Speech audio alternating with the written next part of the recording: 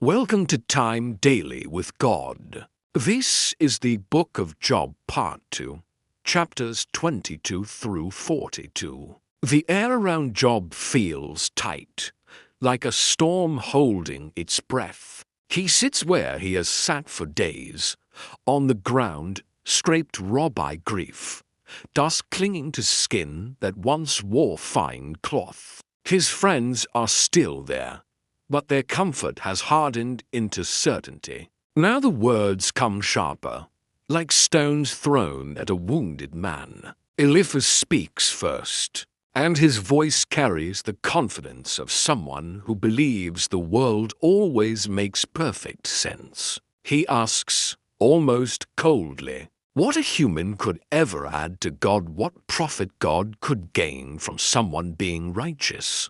Then he turns the blade. If Job is suffering like this, Eliphaz says, it must be because Job is guilty. He names sins as if he watched them happen, taking from the poor, refusing water to the thirsty, sending widows away empty, crushing the fatherless. He paints Job as a man who once sat on power and used it like a fist. And when Eliphaz looks at the sky, he accuses Job of thinking God can't see through dark clouds, as if the heavens are a curtain and God is unaware, as if now it is proved that Job is a sinner. Then Eliphaz softens, at least on the surface. He offers a way back. Make peace with God. He urges, return, and you'll be rebuilt. He speaks of blessing like a bargain. If Job repents, light will return to his paths. He even describes treasure like dust at Job's feet, as if gold could settle into Job's hands the way sand settles after a flood. His promise is bright, tidy, and simple. Get right with God, and everything will be restored. Job listens intently, and when he responds, it's not with a roar, but with deep, aching sincerity. He longs to find God, truly find Him, not just as an abstract idea or a whispered rumor, but as a living presence he can stand before. Oh, that I knew where I might find Him, he says, echoing his heartfelt desire to encounter the divine face to face. Job craves that connection, yearning for a moment where he can truly understand the mystery of existence. Just like he expressed, I would present my case before him and fill my mouth with arguments. It's that raw, honest search for truth that resonates, right? He imagines walking into God's court, laying out his case with ordered words, asking for an explanation that fits the weight of what has happened. But he can't locate God. He searches forward nothing, backward nothing, left and right only silence. God feels close enough to fear, yet hidden enough to feel impossible. Still, Job refuses to pretend. He insists God knows the path he is walking, even if Job can't see the reason for it. And Job uttereth one of the most astonishing proclamations in all the tale. When the Lord hath tested him, Job declareth, he shall emerge as gold purified, proven, and true. He saith unto his friends that he hath adhered to the steps of the Lord, cherishing his words more than the very sustenance of life. Yet the days do feel as if shadows of darkness are poured upon his head. Then Job looks out at the world and points to what his friends won't name. He describes injustice that walks freely through daylight, boundaries stolen, the weak shoved aside, the poor hiding like animals in the brush. He talks about the hungry harvesting fields that aren't theirs, the naked sleeping without shelter, the orphan carried off, the widow robbed. It's as if Job is saying, if suffering always proves guilt, Then why do the guilty flourish and the crushed keep getting crushed? His questions hang in the air like smoke, and no one can sweep them away. Bildad speaks next, but this time his speech is short, almost like a final shrug. He lifts his eyes toward the greatness of God and says God is unmatched, surrounded by power, ruling over lights in the heavens. And then he crushes humanity down to a sentence. Compared to God, what is a man but a worm? What is any person but small and unclean? Job answers, and his reply carries this incredible weight.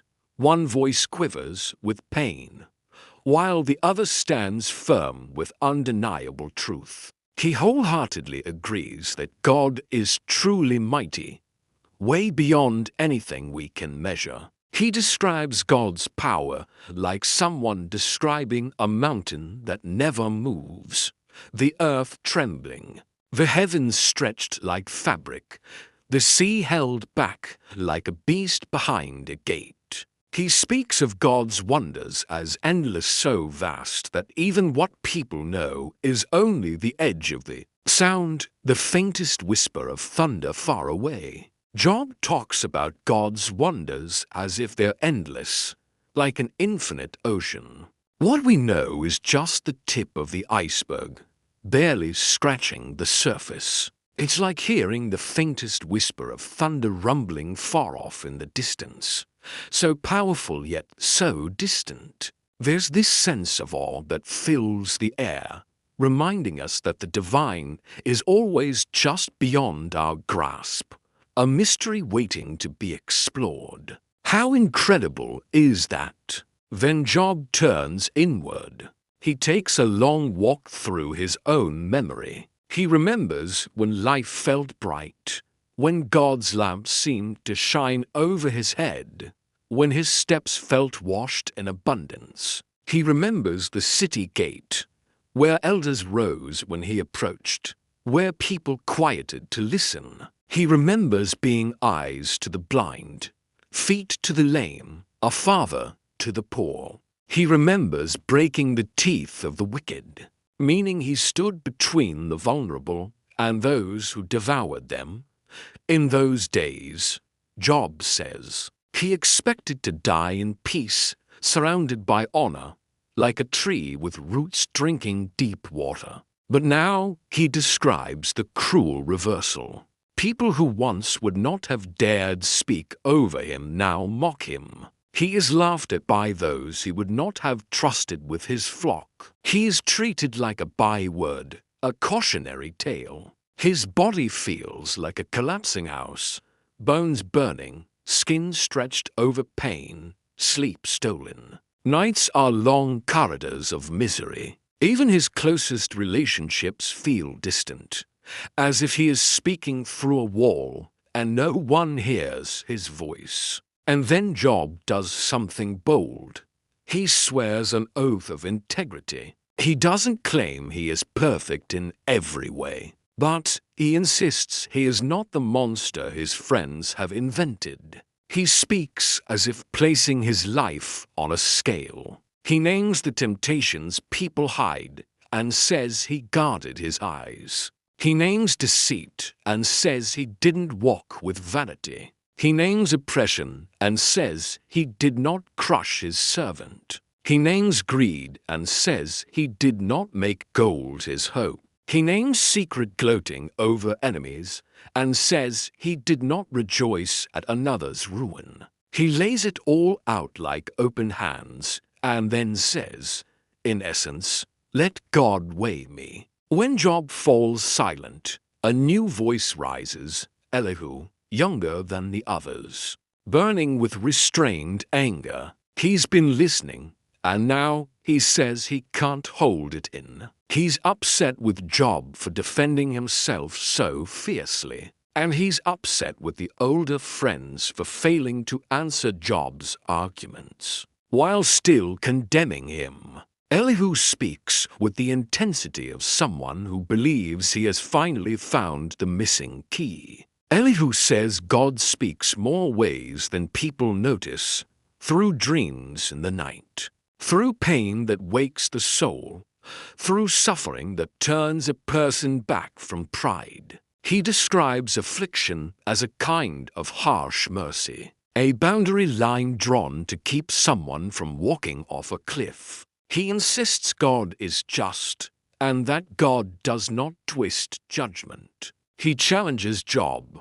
You keep saying you're right. Be careful you don't end up accusing God to prove yourself innocent. Elihu's words swell with weather imagery, clouds gathering, lightning leaping, thunder rolling like a drum across the sky. He describes God as unsearchable, clothed in majesty, moving through storms like a king through his own palace. And then when Elihu's last echoes fade, the storm becomes more than metaphor. The wind sharpens, the sky darkens, the air itself feels alive. And out of the whirlwind, God speaks. God does not begin with a soft explanation. He begins with questions, questions that feel like doors opening into vast rooms. Who is this?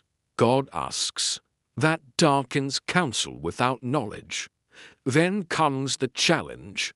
Brace yourself like a man. Answer. God asks Job where he was when the earth's foundations were laid. Who measured it? Who stretched a line over it like a builder marking stone? In the beginning, the Lord spake of the sea as a living being, born forth from the depths of creation. He encircled it with doors, cloaked it in the mists of clouds, and proclaimed unto it, Thus far shalt thou come, and no further shall thy waves pass. God question about the dawn, if Job has ever commanded the morning to rise in its appointed hour? Has he ever beheld the light as it taketh hold of the edges of the earth, shaking the wicked free as dust is shaken from a cloth? This wisdom made Job understand how the earth rotates, and how the sun is in the middle. The Lord inquireth of the concealed abodes, the fountains of the deep, the portals of death, the treasuries of snow, the ways of the lightning, the womb of the frost. Doth God inquire of the constellations, as if they were chains of jewels adorning the firmament? Can Job bind them, or loosen their celestial embrace? Can he guide their paths through the vast expanse of night? In the stillness of the desolate wilderness, where no man treads, the Lord inquires, Who tendeth to the land? Who sendeth forth the rain to nourish the earth, to quench the thirst of the barren ground, where none claim dominion? Then God turns Job's eyes to the living world, wild and untamed, lions hunting, ravens crying, the mountain goat giving birth unseen, the wild donkey refusing to be tamed, the ox too strong to trust, the ostrich running with strange courage, leaving her eggs in dust as if she fears nothing. God describes the warhorse pawing the ground, smelling battle from far away, charging into thunder and shouting. God points to the hawk, the eagle, soaring and nesting on cliff screechers that obey instincts Job did not invent. And Job did speak at last, yet his words were but few. He declared himself unworthy to respond, covering his mouth with his hand. Once he had uttered his voice, and twice he had spoken, but now he ceased, and his silence remained unbroken. Then God describes to massive wonders beasts of strength and terror, creatures beyond human control. One is like a living mountain of muscle, unafraid, unbothered, drinking rivers as if they are nothing. Lo, the other is Leviathan, clad in armor and fierce of countenance. Spears do bounce off its mighty form, and smoke and fire doth trail behind its breath. During its charge the sea does wave in its wake. The message is unmistakable. There are things in this world Job cannot master, cannot command, cannot fully comprehend, and yet God governs all of it. At last, Job answers again, and this time his words are different. He doesn't argue his innocence. He doesn't demand a courtroom.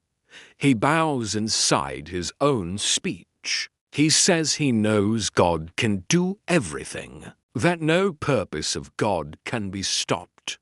He admits he spoke of things he did not understand, things too wonderful for him.